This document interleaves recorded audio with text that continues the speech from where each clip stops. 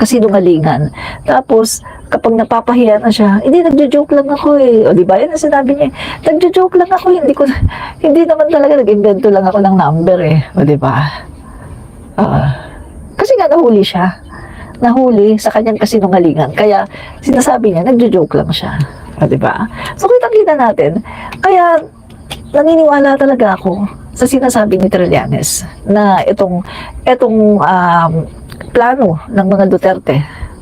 Eto mga kaibigan, no? In-infiltrate nga nila itong rally ni Shelo Magno. At ang kanilang plano, resign all. Pagre-resign nila si Sara, si PBBM, resign all. Pagkatapos, maggagawa sila ng revolutionary government. Pagkatapos, ilalagay nila dyan si Duterte, si Digong. Yan yun. No? Kaya nga ang sinasabi ni Trillanes ay discernment. Kailangan magkaroon kayo ng discernment. Huwag kayong magpapadala, no? Magkaroon ng discernment. Naniniwala ako kay Trillanes kasi may credible si Trillanes. May credibility siya. Ang sinasabi niya, talagang totoo. Hindi siya nagbibiro. Seryoso siya. Unlike kay Digong, puro kasinungalingan. Wala pang sinabing totoo si Digong. Tama si Percy Lapid eh. Sa 100 na sinabi ni Duterte, ni isa walang totoo. Tama si Percy Lapid. Diba? Tama siya. Sabi ni Earthsaver, ano credibility ni Trililing? Oh, sabihin ko sa'yo. Yung sinabi ni Trillanes, yung tungkol sa bank accounts ni Digong at ni Sara Duterte, yung joint accounts. Diba? Ayaw nating paniwalaan kasi nabudol pa tayo sa Duterte noon. Pero, anong nangyari? Umamin mismo si Lucring. Si Sara mismo umamin na merong ang bank accounts. At nagmaang-maangan pa ha. Hindi daw niya alam paano daw napunta doon yung mga bank accounts na yon. Pati daw yung bangko, hindi din daw alam kung paano napunta doon yung bank accounts. Lulukuhin pa tayo ni Lucring. Guys, siguro lahat kayo, siguro may mga bangko kayo. Siguro lahat kayo may mga bank accounts kayo. Alam niyo naman siguro kung gaano kahirap mag-open ng bank accounts. Ang dami-dami mong pipirmahan. Magpipresenta ka ng 3 ID. Government ID, pagkatapos sasabihin lang ni Lucring na hindi niya alam paano napunta yung bank accounts doon. Kalokohan! Tingnan niyo ito pakita ko sa inyo, umamin si Lucring na nandoon na talaga ang mga bank accounts. At hindi daw niya alam bakit daw nandoon. Hindi rin daw alam ng bangko kung bakit daw nandoon. No? So, from the mouth of Lucring, inamin niya na talagang may bank accounts. Di ba? Okay, pakita ko sa inyo Kaya, between Duterte at saka Trillanes, walang-wala si Duterte. Pagdating sa credibility, credible, very credible si Trillanes. Samantalang si Duterte ay wala. Zero credibility. Puro kasinungalingan ang alam ni Duterte. Hindi siya nagsasabi ng totoo. Papakita ko sa inyo yung sinasabi ni Lucring para makita nyo na totoo yung aking sinasabi. From the mouth of Lucring mismo. Kasi si Lucring, mga kaibigan, nagmaang-maangan pa siya. Sabi niya, hindi daw niya alam kung paano napunta doon ang mga bank accounts. At hindi rin daw alam ng bangko kung paano napunta doon. Imposible naman yun.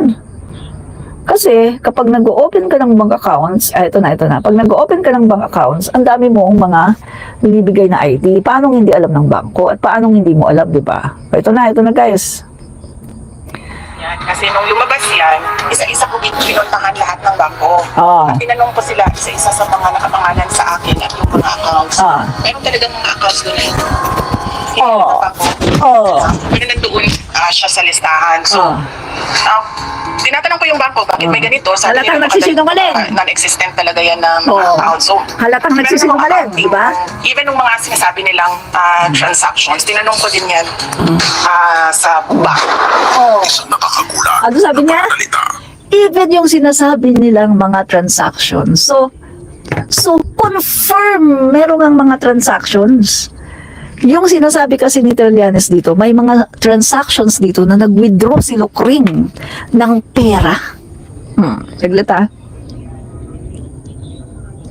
Nag-withdraw si Lucring ng malaking pera galing doon sa kanyang bank accounts, na yung bank accounts na yun ang dinedepositohan ng mga drug lords. Huling-huling sa kanyang bibig. Oh, 'di ba? Meron daw talagang mga transactions na ganun. Pero dininay niya, hindi daw niya alam. Hello? Pangalan mo ang nakalagay, Zara Zimmerman Duterte. Hindi mo alam kung paano ka nakapag-withdraw. Kalokohan! 'Di ba? Tuloy natin.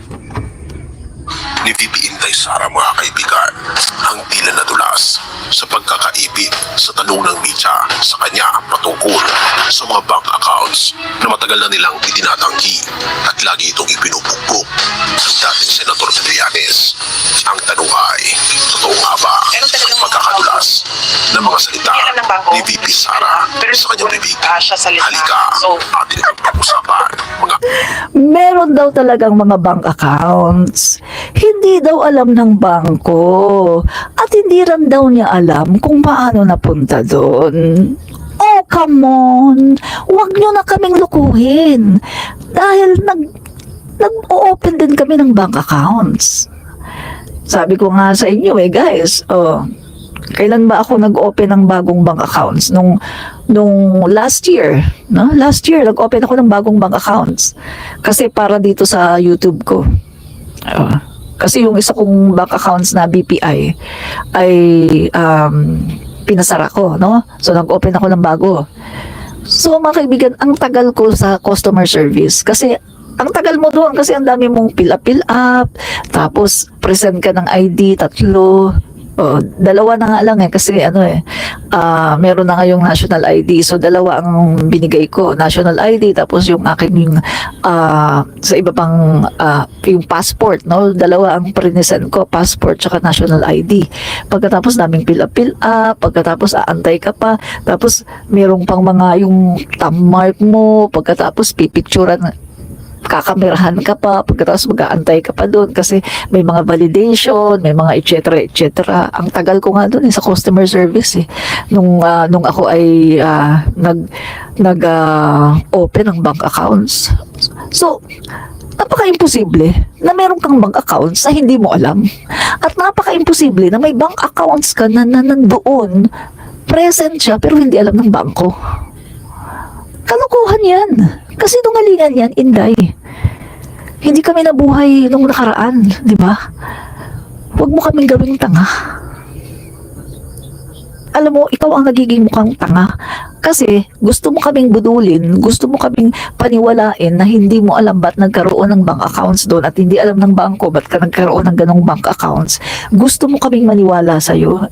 Alam namin kung ano ang proseso ng pagbubukas ng bank accounts. Kaya hindi mo kami mabubudol. So, totoo talaga ang sinasabi ni Trillanes na meron kang mga bank accounts at yung mga bank accounts na yan, diyan dinideposito ng mga drug lords yung mga pera. At, take note, nag-withdraw ka. At umamin ka na may mga ganun talagang transactions. Kaso sinabi mo, hindi mo alam kung bakit ganun, bakit ganyan. May mga, sabi niya, may mga transactions talagang ganun, pero nagugas kamay siya. Wala naman daw siyang ganung transactions na wala naman daw siyang wini-withdraw, etc. Pero umamin siya na present, may mga ganung transactions. Kaya nga mga kaibigan, kapag ito sinampahan ng kaso na plunder, mawawala yung bank bank secrecy law. Hindi maa-apply sa kanyang mga bank accounts. Ma-open ngayon ang kanyang mga bangko, ang kanyang mga bank accounts, at makikita ngayon lahat-lahat ng mga transactions, lahat-lahat ng mga pera na pumapasok sa kanyang accounts. Makikita kung kanino galing, kung magkano lahat yan. At yan, bukong-buko sila dyan. Kaya nga namumutla si Rodrigo Duterte. Di ba namumutla siya sa Quadcom? Nung hinahamon siya ni Trillanes na pumirma ng waiver, magpapasampal daw si Trillanes. Sabi ni Trillanes, ito, magpapasampal ako. Basta pumirma ka, pumirma ka. Di ba galit na galit si Digong, namumutla. Kasi alam niya na talagang totoo ang sinasabi ni Trillanes na sila ay kumukubra ng mga pera galing sa drug lords. Diba? Kaya mga kaibigan, kung pagdating sa credibility, credible talaga si Trillanes. Diba? Si Duterte, walang credibility yan. Ano lang talaga yan, sinungaling. Mga kaibigan, hindi ko rin alam. Nadulas nga ba si VP Sara? Sa bawat banggit ng pangalan ni Trillanes, isang tanong ang buwabalik. Totoo kaya ang lahat ng ito? Noong 2016, ipinakita ni dating Senador Antonio Trillanes IV ang isang listahan ng mga bank accounts na di umano'y ginagamit ng pamilya Duterte para sa drug money. Ang mga akusasyon, matindi. 2.4 bilyong piso daw ang inilagay mula sa mga umano'y drug lord patungo sa mga bank accounts daw na konektado sa mga Duterte. At sinabi pa ni Trillanes na konektado daw sa Duterte crime family. Nakakapukaw. Pero teka, meron bang pruweba? Kung naalala mo, halos maghagis na may kupuno si dating Pangulong Rodrigo Duterte kay Trillanes sa isang pagdinig sa kamara. Seryosong akusasyon. Pero kung minsan, parang mas entertainment kaysa investigation ang nagaganap. Sa kalagitnaan ng lahat ng ito, biglang sumulpot ang pangalan ni VP Sara Duterte. Ngunit paano napasama si VP Sara sa listahan ng mga may bank accounts? Sa isang Actually, yung interview, listahan ng bank account inamin na yan, bank ni Sara account, Duterte ano yan eh, na noong diba? lumabas ang mga paratang, Kasi 20 personal niyang pinuntahan ang mga bangko. Sabi pa niya, isa-isa kong pinuntahan lahat ng bangko. Hani pa ni VP Sara, tinanong ko sila isa-isa sa mga nakapangalan sa akin. Pero meron talagang mga accounts doon na hindi alam ng bangko. Hindi ko rin alam. Pakinggan pa natin si VP Sara. Actually, yung listahan ng bank account na yan, bank accounts, madami yan eh, di ba? Noong, kasi 2016 na nilabas, oo. Hanggang ngayon, may file ako niyan. Kasi nung lumabas yan, isa-isa ko pinuntahan lahat ng bangko. At tinanong ko sila isa-isa sa mga nakapangalan sa akin at yung mga accounts. Meron talagang mga accounts doon na hindi alam ng bangko, hindi ko rin alam, pero nandoon siya sa listahan. So, tinatanong ko yung bangko, bakit may ganito? Sabi nila baka non-existent talaga yan na mga accounts. So, meron akong accounting even nung mga sinasabi nilang transactions, tinanong ko din yan sa bank. Sa simpleng salita, may mga account nga na hindi raw totoong umiiral.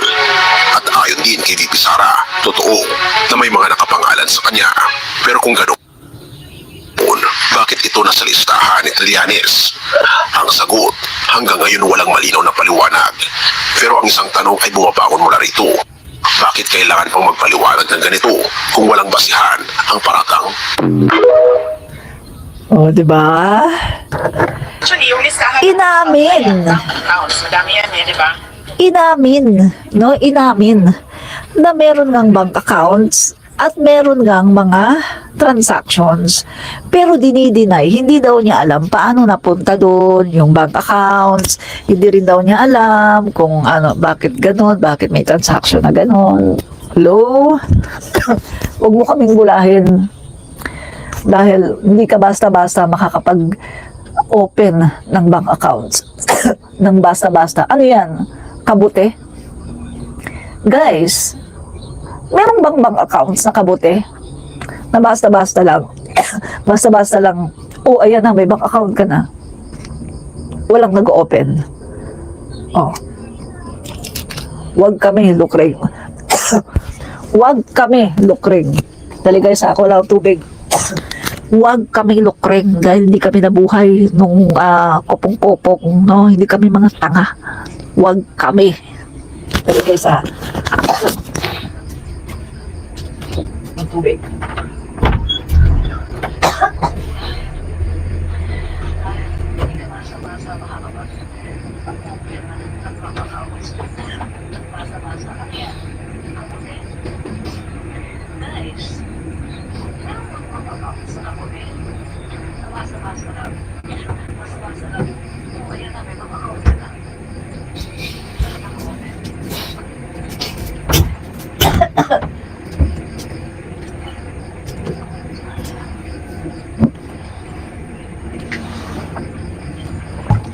Ano masasabi nyo guys? Ano masasabi nyo? May bank account ba na kabote? Sige nga, mga didishit. Mga didishit. Magpaliwanag kayo ngayon, mga didishit. Magpaliwanag kayo ngayon. Meron bang bank accounts na kabote? Yung bang tipong basta lang susulpot nang wala namang nag-open? Ano, mga didishit. Magpaliwanag kayo. Magpaliwanag kayo. Nasa na kayo? Mga didishit.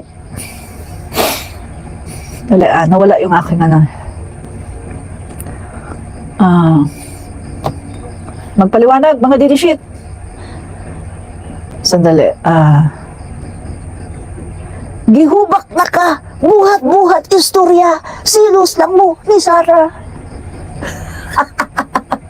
Sabi ni didishit, Esther Linda De Leon. Gihubak na daw ako. Hinika na daw ako. No? Hinika ka na, sabi niya. Gihubak na ka. Gawa-gawa ng istorya. Nagsiselos lang kay Sarah. Hello? Bakit ako magsiselos sa magnanakaw? Bakit ako magsiselos sa isang Mary Grace Piatos magnanakaw? Malinis ang konsensya ko, wala akong ninakaw. Hindi ko pagsisilosan, hindi ko kaiinggitan ang isang vice-presidente na magnanakaw. Na hindi natin alam nakakatulog ba yan sa gabi. Sa laki ng ninakaw niya.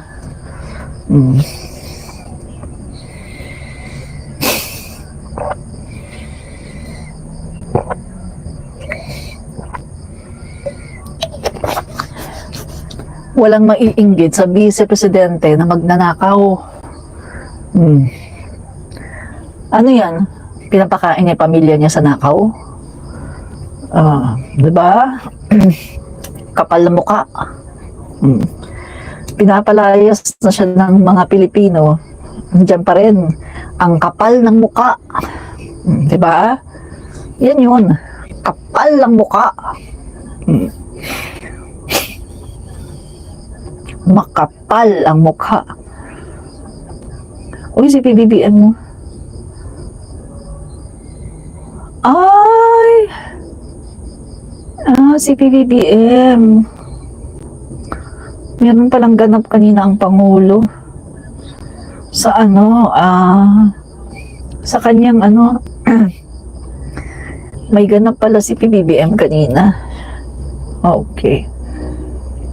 Okay, may ganap pala siya.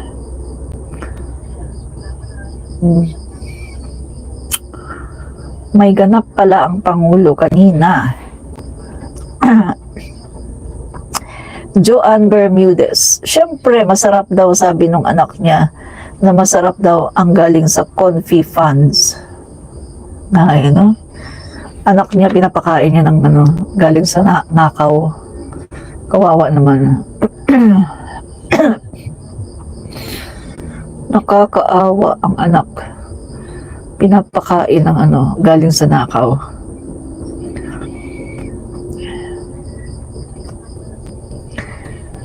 Kawawa, no? Mga kaibigan, merong dito,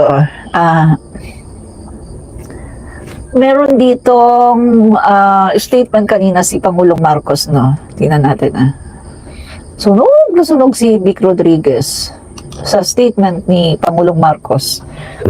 Sunog na sunog si Rodriguez. Office is a public trust. What do you say to this, Mr. President? No. No. Why should I do that? You don't see, what you say, public trust, public office, public has nothing to do with the political trust. There's no, wala namang connection. He's always had that weakness every time when he was still working for me. If you believe in what he was saying, why did he work for me?